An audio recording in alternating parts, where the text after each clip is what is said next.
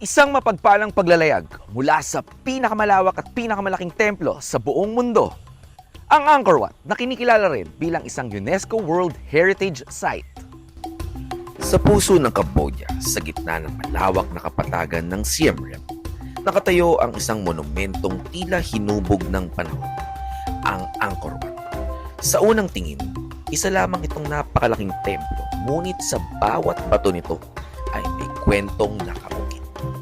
Isang kwento ng kapangyarihan, pananampalataya, sining at kabias ng minsang namayani sa malaking bahagi ng Timog Silangang Asya. Pagpasok natin sa Angkor Wat, mapapansin agad ang mahabang galeriyang yari sa mga batong sandstone. Ngunit higit na kapansin-pansin ang larawang nakaukit sa mga dingding. Ang mga ito na tinatawag na bas relief, hindi lang palamuti, kundi parang isang malaking pahina ng malaking aklat. Sa mga ukit makikita ang mga mandirigma, Diyos, Hari, Diyosa at mga tagpo mula sa mga epikong Hindu.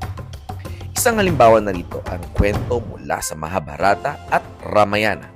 Sa panahong kakaunti ang nakasulat na aklat, para sa karaniwang mamamayan, nagsilbi ang sining bilang paraan upang maipasa ang mga kwento, paniniwala at pagpapahalaga sa lipunan.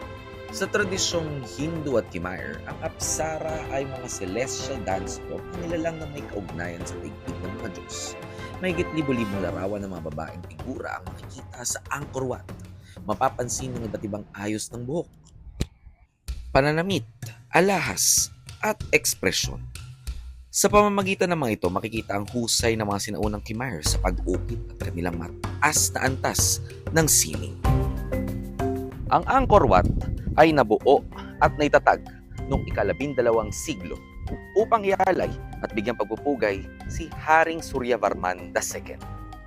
Ang 162 hektaryang ito ang itinuturing na largest monument ng mga templo sa buong mundo.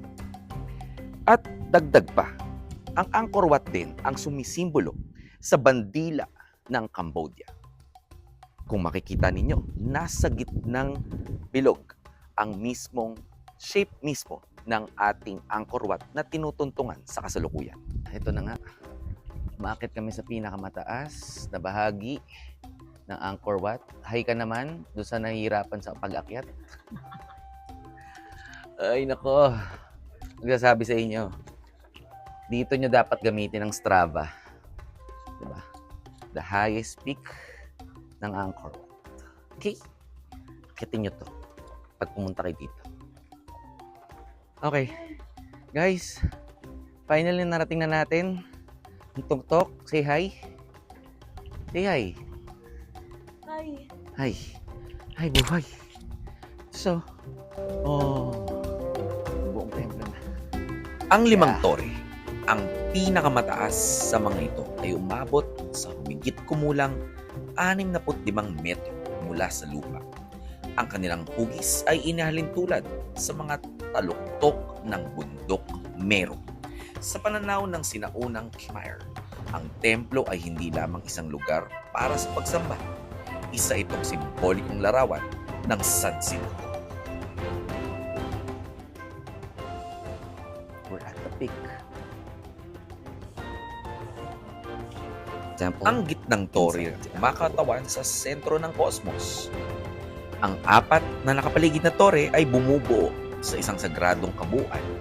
Habang tayo ay umakyat, tila hindi lamang tayo papalapit sa tuktok ng isang gusali, tila umakyat tayo patungo sa isang mundong itinuturing na banal.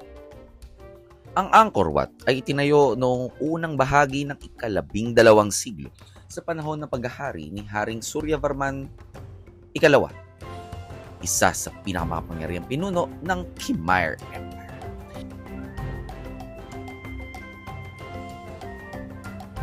So, sabi ko nga sa inyo, complex of buildings din itong Angkor Wat.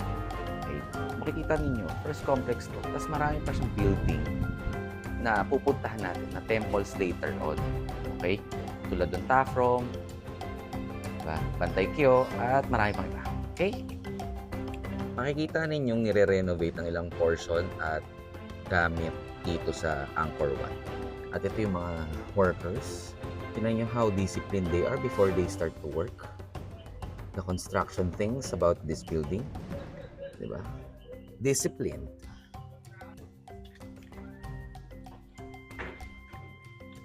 Well-preserved ang mga sinaunang bato dito. Ngunit upang higit itong masuportahan, kinailangan ng mga modernong gamit. Kaya meron ng mga nakalagay ditong kahoy at yun nga yung iba sinusuportahan ng mga pakal a while ago under reconstruction. At expected din namin, ganun din sa iba pang mga templo na aming pupunta.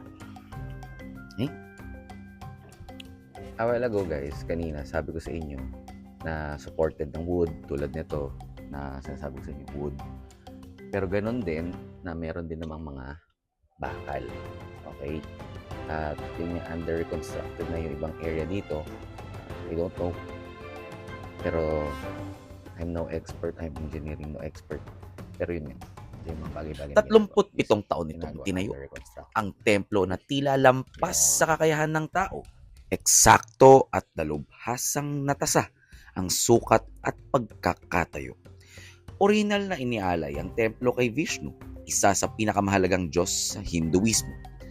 Makikita rito ang malapit na ugnayan ng kapangyarihang pampolitika at pananampalataya. Sa pagtatayo ng ganitong kalaking templo, ipinakita ng hari na hindi lamang ang kanyang debosyon. Pinakita rin niya ang yaman ng organisasyon, teknolohiya at kapangyarihan ng imperyong kanyang pinamumuno.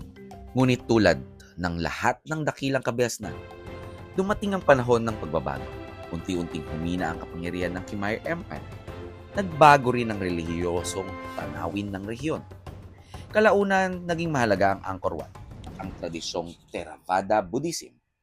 Gayunpaman, hindi tuluyang nawala ang templo. Sa halip, patuloy itong ginagamit at pinangangalagaan sa iba't ibang anyo. Sa loob ng maraming siglo, natili itong mahalagang simbolo ng pananampalataya at kultura. Ang Angkor Wat ay hindi lamang isang gusali sa nakaraan, bagkus paalala na ang kasaysayan ay hindi lamang sa aklat matatagpuan. Hindi lamang tayo naglakbay sa isang lugar, naglakbay tayo pabalik sa isang kabiasnan. Kaya hanggang sa susunod na maglalakbay dito sa ating XP with Sir Epi. Sir Epi Explores Angkor Wat.